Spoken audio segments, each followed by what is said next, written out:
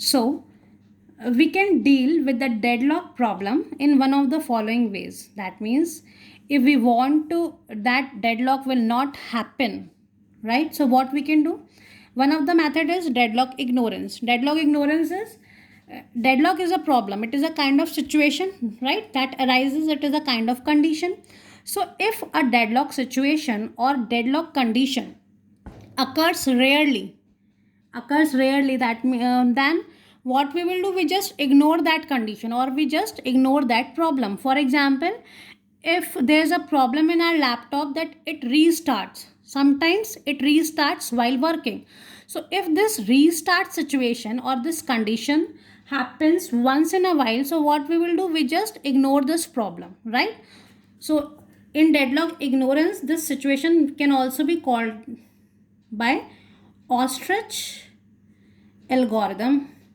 Why it is termed as ostrich algorithm? Because what ostrich will do, when ostrich sees any danger, so it just did his head in the sand, right, deep in the sand, to just to signify that there is no danger, right? Now another technique is deadlock prevention. Deadlock prevention is, it is a situation that we prevent the occurrence of deadlock in the system. So how we can perform this deadlock prevention? We know that when deadlock occurs in the system, we had studied the characteristics of deadlock. So when all those four characteristics held simultaneously in the system, that means the system is in the deadlock state, right? So to prevent deadlock, what we will do, if we perform such kind of task that each of the four condition, by ensuring that at least one of that condition cannot hold, by that way we can prevent the occurrence of a deadlock, right? So how deadlock prevention is done? If we want to work on this mutual exclusion, right, the first condition characteristic is mutual exclusion. So mutual exclusion condition, when it will be happens, if we are having the non-shareable resource, right, at least one resource should be non-shareable, right?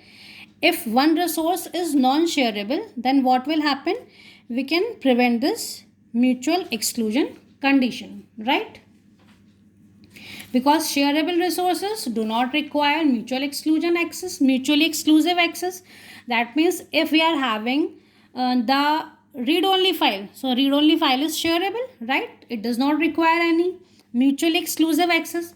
But if we are having the printer, it has a mutual exclusive access. No two process can access the printer simultaneously, right? So second characteristic is hold and wait. How this hold and wait condition can be prevented? So to ensure that hold and wait condition never occurs in the system, we can guarantee that whenever any process request a resource, right, request a resource, it must ensure that it does not hold any other resources, right? That means any process can request for a resource only when it has none, right? In that way we can prevent this hold and wait condition, right?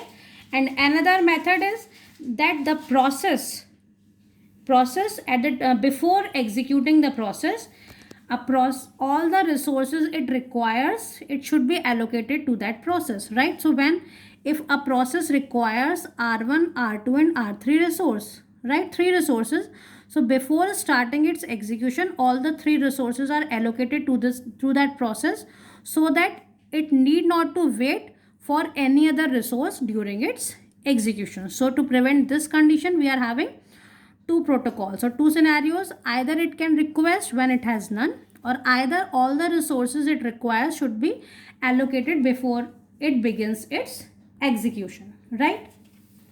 But there is a disadvantage, right? Disadvantage is that, for example, this process requires r1, r2 and r3 resource, right? For example, so initially it has r1 and r2 resource already allocated to it, right? In future, when it requests R3, so it can request R3 only when it release R1 and R2 first, and then it has to request all the resources again, right? So it may be the case that this process will goes into the starvation condition because it is not getting the resources it requires, right? Maybe it is requesting for the most frequently used resources. So starvation problem can be there. And if we use this protocol, that all the resources will be allocated earlier before it begins its execution, so in that case the resource utilization will be low. Reason? Because not all the time it requires all the three resources. Maybe initially it requires only R1 and R2 resource, so at that time R3 resource will be free, but it cannot be allocated or used by any other process. So these are the two disadvantages of these protocols, right? So third condition, third characteristic is no preemption. How to prevent this no preemption condition? So to ensure that this condition does not hold, what we will do, if a process is holding some resources and request another resource, and that resource cannot be allocated to it immediately, then what that process will do, that process implicitly release the resources that is held by that process, so that these resources can be used by any other waiting process, right? So this is no preemption. And fourth one is circular wait. So how this circular wait can be prevented? So for circular wait, what we will do, we are having this total ordering protocol, right?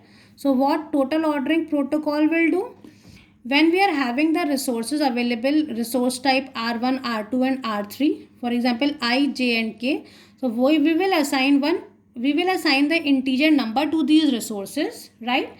And the process can request the resources in an increasing order only. So by this total ordering protocol, we can prevent this circular wait condition, right? So to prevent deadlock in the system, what we will do, we can apply any of these characteristic or any of these condition will not hold. So if any of these four conditions will not hold, that means we can prevent the deadlock in the system, because deadlock only occurs when all these four conditions hold simultaneously in the system.